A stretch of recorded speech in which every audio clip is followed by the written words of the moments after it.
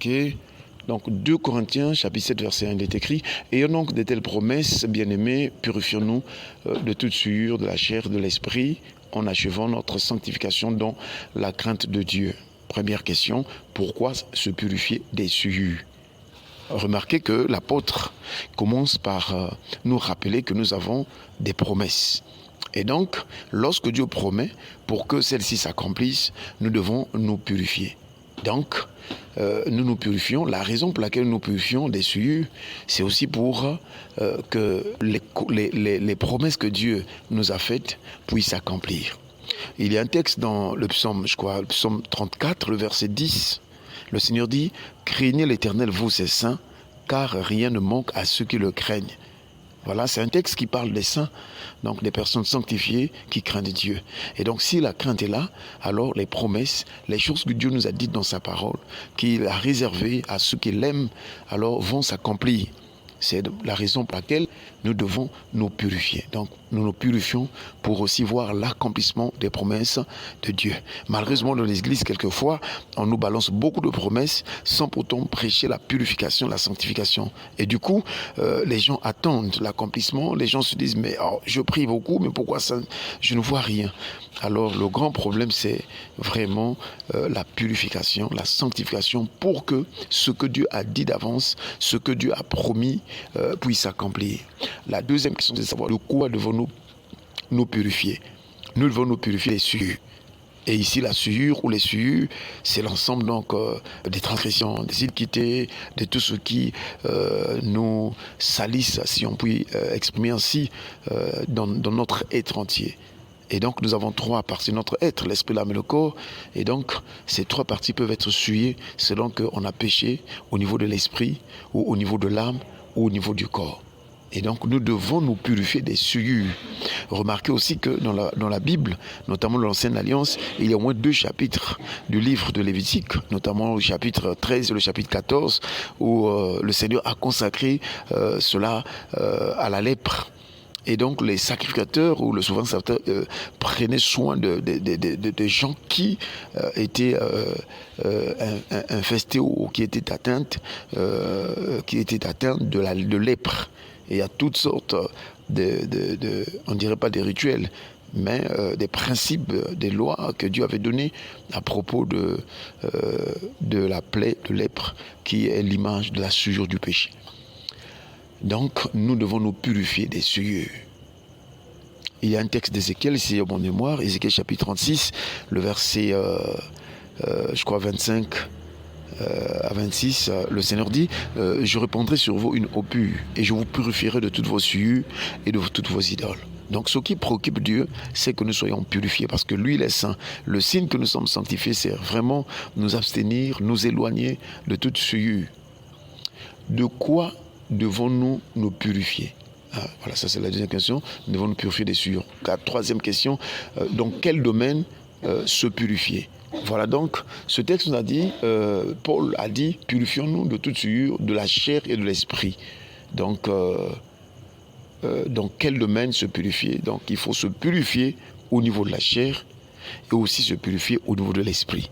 Alors, nous voyons aussi, comme a dit le frère Sommet, la chair représente le corps, tandis que l'esprit représente donc l'homme intérieur. En fait, ici nous voyons 2 personnalités en nous. Nous avons donc ce que la Bible appelle l'homme extérieur, et nous avons aussi l'homme intérieur. Et quand nous voyons l'homme intérieur, il est composé donc de l'esprit et de l'âme, c'est-à-dire la partie immatérielle, la partie spirituelle en nous est composée donc de l'esprit et de l'âme. Voilà pourquoi il regroupe cela en ce qui concerne la purification des souillures au niveau de l'esprit. Donc, quelquefois dans la Bible aussi, quand on parle de l'esprit, ça peut signifier le cœur, ça peut signifier l'âme, ça peut signifier aussi l'esprit. Donc ici, il nous demande, il nous dit que nous devons nous purifier. Les domaines où nous devons nous purifier, c'est donc le corps et aussi l'homme intérieur et l'homme extérieur. Mais dans 1 Thessaloniciens chapitre 5, à partir du verset 23, je crois, c'est là où on précise que jusqu'à ce que le Seigneur vienne, ou avant que Jésus-Christ ne vienne, nous devons nous trouver irréprochables dans les 3 parties de notre être, c'est-à-dire dans l'esprit, dans l'âme et dans le corps. Et en passant, je voulais toucher quelques péchés au niveau de l'esprit, de l'âme et du corps. Par exemple, au niveau de l'esprit, l'on pêche lorsque l'on est idolâtre. Quand une personne est idolâtre, elle pêche au niveau de son esprit. Quand une personne pratique la sorcellerie, la magie et toutes sortes de sciences occultes, celle-ci pêche aussi au niveau de son esprit.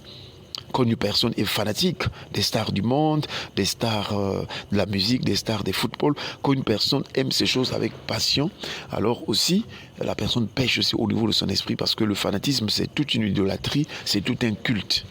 Et donc les péchés au niveau de l'âme, ce sont des péchés qui sont liés aussi aux humeurs, aux sentiments, aux émotions. Par exemple la jalousie, la rancune, voilà. Donc tout ce qui est lié à notre cœur ou à l'intérieur de notre cœur, alors ces péchés-là, ce sont des péchés liés à l'âme.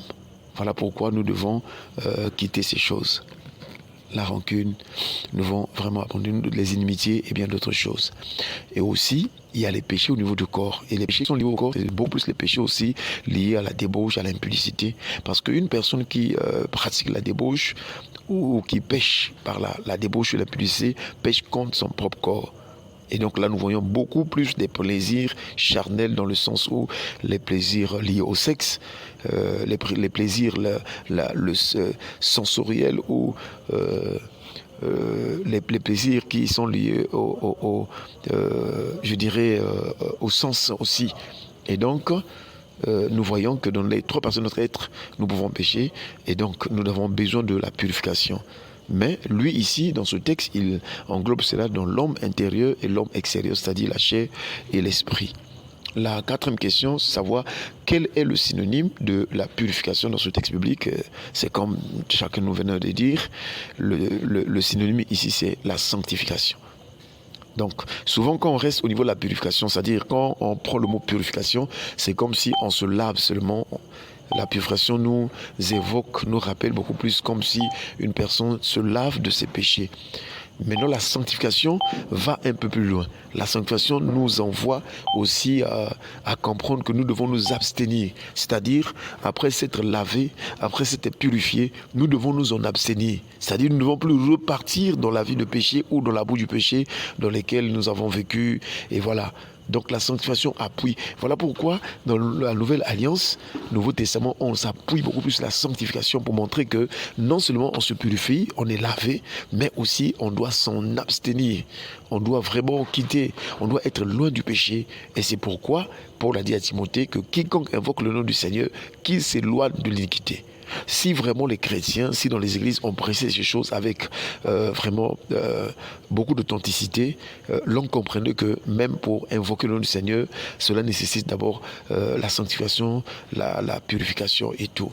Et la cinquième question, à quoi aboutit la purification selon ce texte biblique? Voilà, c'est comme a dit la sœur Christ tout à l'heure. Si vous lisez bien, l'apôtre dit en achevant dans le texte, en achevant notre sanctification dans la crainte de Dieu. Ça veut dire que la sanctification ou la purification aboutit à la crainte de Dieu. En d'autres termes, le signe qu'une personne marche dans la sanctification, le signe qu'une personne est sanctifiée, c'est donc la crainte de Dieu. Et la crainte de Dieu, c'est la haine du mal. La crainte de Dieu, c'est vraiment haïr le mal. La crainte de Dieu, c'est le commencement de la sagesse. Et dans Job chapitre 28, quelquefois, on mélange la crainte de Dieu pour montrer aussi que non seulement on a la crainte de Dieu, mais on doit avoir aussi l'intelligence. Et l'intelligence, c'est s'éloigner du mal.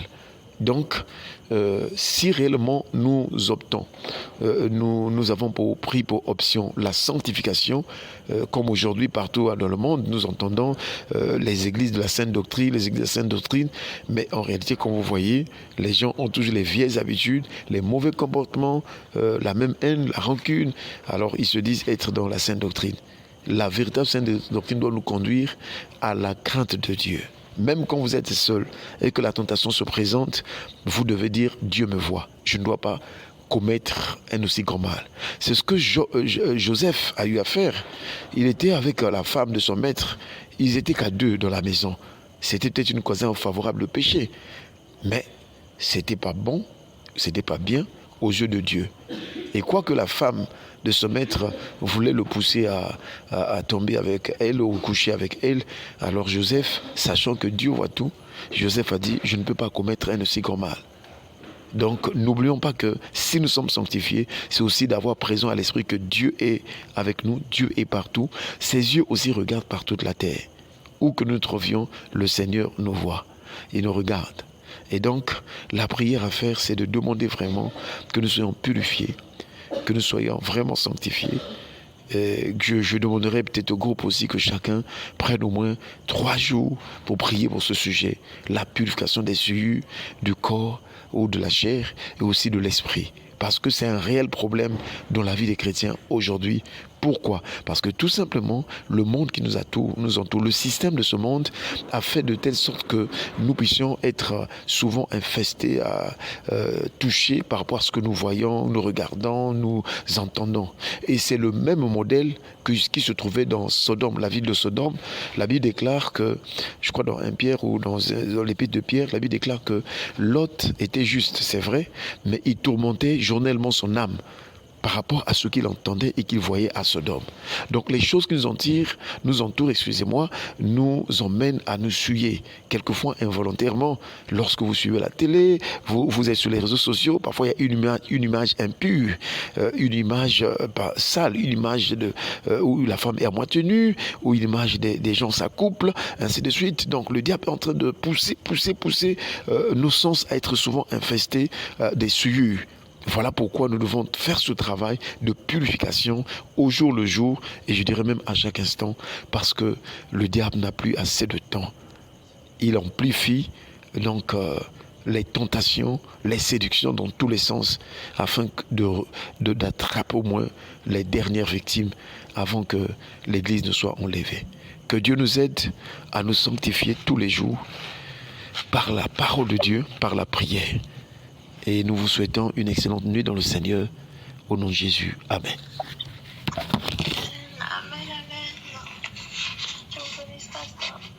Amen, amen. Gloire au Seigneur. En tout cas, que Dieu bénisse tout le monde. Voilà, donc je voulais proposer aussi que la séance prochaine, Frère Sommet, est-ce que tu es là? Oui, je suis là. Voilà, donc le vendredi, c'est toi qui vas conduire la prière. Comme ça, on va commencer à faire des programmes comme ça. Le vendredi, tu